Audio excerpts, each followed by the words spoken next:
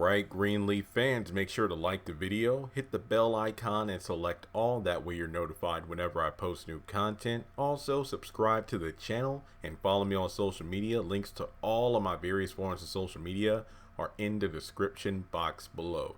Now, yeah, posted, like, I wouldn't even call it a meme, but like a kind of a collage where we have Tony and Pepper and Avengers Endgame, and then May and Bishop in last week's episode of Greenleaf. And a lot of people were making great observations, whether it be in a live stream or the comment section of my post, about the significance of, how Bishop, well, kind of like God after creation, on the seventh day he rested because his job was done. And to be honest, that was Bishop. I mean, when you think about it, his job was to definitely pluck the weeds from the garden and plant new seeds. And you could argue that his great talk with AJ about what it's like to be saved, and how he hopes he's there when that day happens, when AJ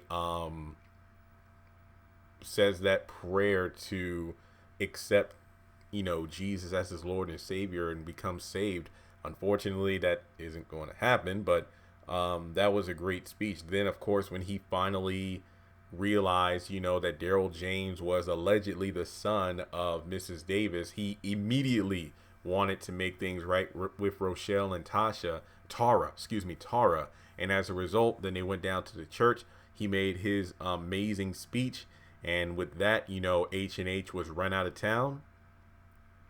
And also you had the situation where the church backed him up. Even though Bishop repented and testified, giving out all of his own shortcomings and how he's sorry to his family and his flock, the flock did not abandon the wayward shepherd. And as a result, it's like, he was forgiven on the spot. So you could argue that in Bishop's truth, even though the church itself wasn't physically torn down by H&H, Bishop tore down what the church Calvary was thought to be by telling the truth of what it was, in regards to how he got the Greenleaf estate, what his true intentions were when he built the church, as well as every day. And I used the phrase micro sinning, just letting sins kind of fall through the cracks as long as he was being successful as time went on. So figuratively, the church did fall apart, but literally the church was not destroyed.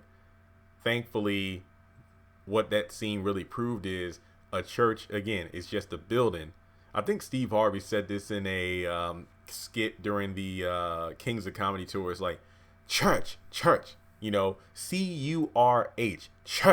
church is the building that you go into every Sunday. Church is the activities that take place once you get into the building, because the people make the church and the congregation, not the building itself.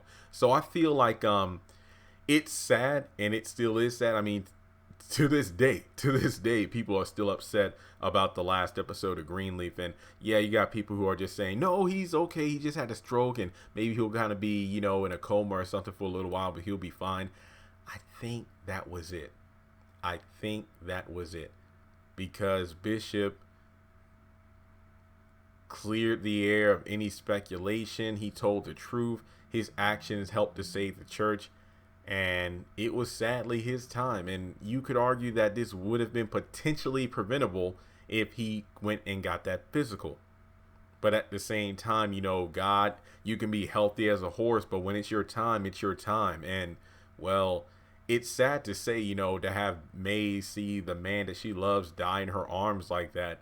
But it kind of reminds me of when my uncle passed. I wasn't there, but I know the last time I saw him was at homecoming at church. Ironically enough, we have homecoming tomorrow, which is Sunday, but unfortunately it's not going to be the same homecoming we're used to. They're going to have the drive-in service, or you can call in by phone.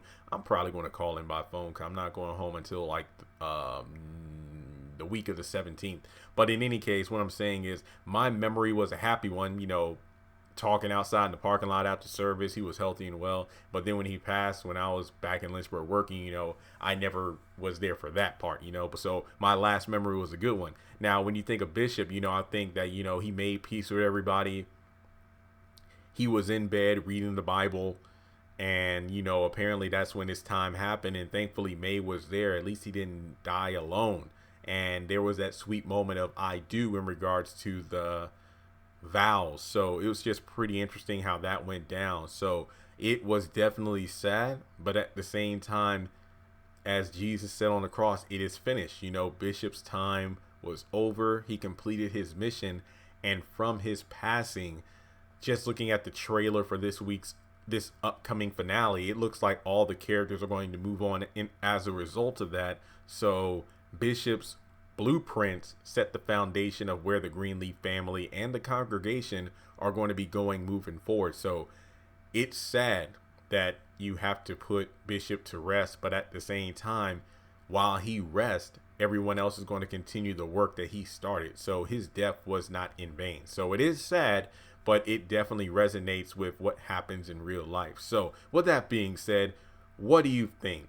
Was it Bishop's time? Do you want him to stay alive longer like Jeremy? Maybe he's going to pull through and he's going to be, you know, in the finale, and maybe he might pop up in the spinoff? Or do you think that it was his time and, you know, that's it? So make sure to comment below what you think. And if you would like to donate to the channel, which is not mandatory but appreciated, feel free to do so on PayPal or on Cash App, or join Patreon for as little as $1 a month. And with that being said, thanks so much for tuning in, and I'll talk to you all soon.